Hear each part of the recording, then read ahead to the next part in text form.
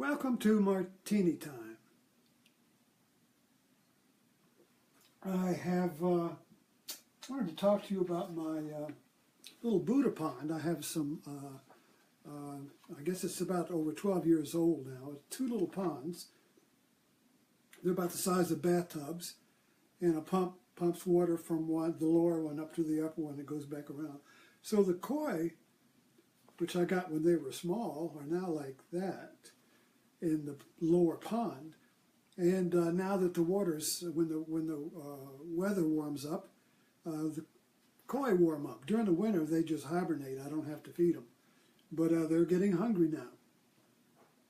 And my wife ran across this picture here, and I just wanted to show it. But this is, I don't know what that is right there, but this is a famous symbol of the koi, which are Japanese fish, and you know how they like the yin-yang. And so the koi going in a circle like this is a famous symbol, and I love this because it reminds me of the pain body that Eckhart Tolle describes. Now, I first discovered Eckhart Tolle, I guess around 2005. I was up at a big bookstore at Yogaville, and I was going out the door, and I guess one of the monks or somebody in there said, "Oh, I've got a book you should have," and she had this, The Power of Now by Eckhart Tolle, and I'd never heard of him before, so I got The Power of Now, and by golly, I began to read that, and then the New Earth, and then we got his audio tapes, and every morning we would have tea and listen to Tolle, have Tolle tea. And then we became a Tolle Center, and nobody ever came, but that's all right because I got a 40% discount on the video. So I have a lot of his talks, and for years that was part of my spiritual discipline, was to read Eckhart Tolle. And then that morphed into, somebody gave me, or I bought a box of quotes from The Power of Now and the New Earth, and so every morning my discipline is that, I forget some, but usually every morning I will open up a quote and write it on my page, Meditations on Eckhart Tolle, and I will write a quote, or write a meditation on it. And I've been doing that for, 6 or 7 years, I don't know, a long time. And even though I've written on these quotes over and over again, it's always like for the first time. So anyway, the koi fish are a symbol of the pain body, and Eckhart Tolle talks about the pain body, which is which we all have to a certain degree or another, but it is a buried, energy-packed body of pain that is like koi sleeping in the pond.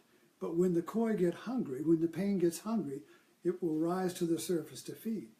So how does that work in our everyday life is that when we get into an argument or something happens that triggers pain, that is a painful reaction that is out of proportion to the event. That's the key to the pain body rising to feed. And it's usually ritualistic in that it happens maybe with the same person or the same type of situation.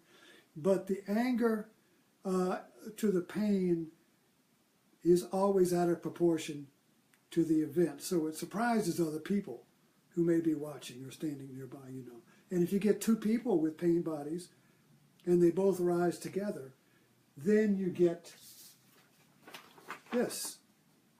Boom, like that. You get a vortex, and it will keep growing, wah, wah, wah, wah, wah, like that until somebody intervenes, or you read in the newspaper where somebody shoots somebody, or you have a fight. You know, it'll erupt into violence unless it's intervened, or unless it turns into creativity, which is a sudden forgiveness or a realization of what you're doing.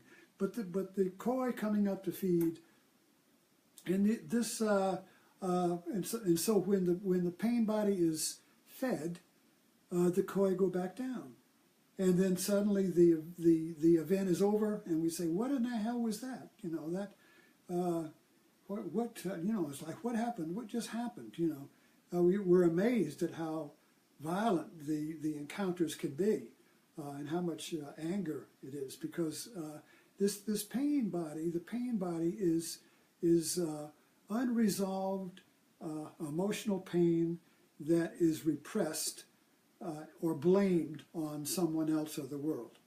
So the way the pain gets, the koi gets repressed, is that we never turn and look at the feeling, look at the emotion as our feeling. We always blame it on some situation or another person. And when we get into a pain body battle, then each is blaming the other, you see, for their pain. And that begins to be a multiplication of a force field. So each is feeding the other. Each is trying to remove the pain by getting rid of the other or subduing the other. And it keeps and escalates like that. And you can watch this happen. I mean, you can see it easy in other people, and you can see it in yourself. And it's very difficult to stop or intervene when you're caught up in the pain body. It's kind of like a roller coaster. And when you get on that roller coaster car, you can't get off until it runs through the whole roller coaster thing. You can't get off in the middle.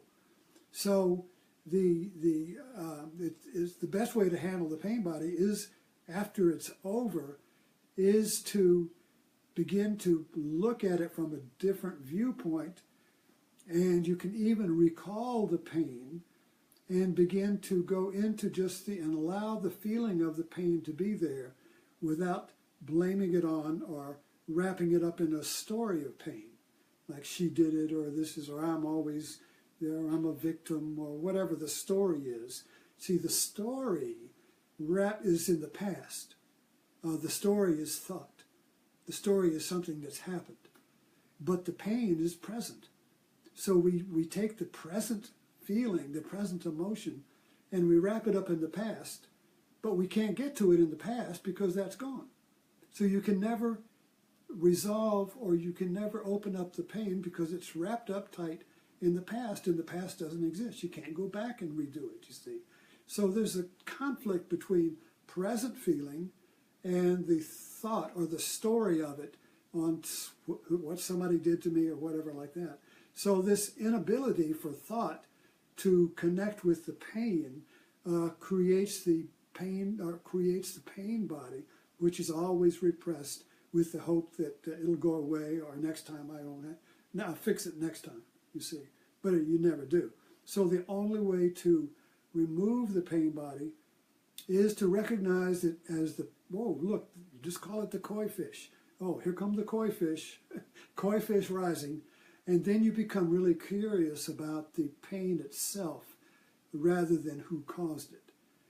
And so when you can turn and accept the pain as your feeling, your buried feeling, and not caused by somebody else, that opens up a way to begin to remove or dissolve or diminish and finally end the feeding of the pain body. So let that be our martini for the day, and I'll see you tomorrow. And welcome your pain body. Give it a welcome next time it comes up. Well, recognize it, name it.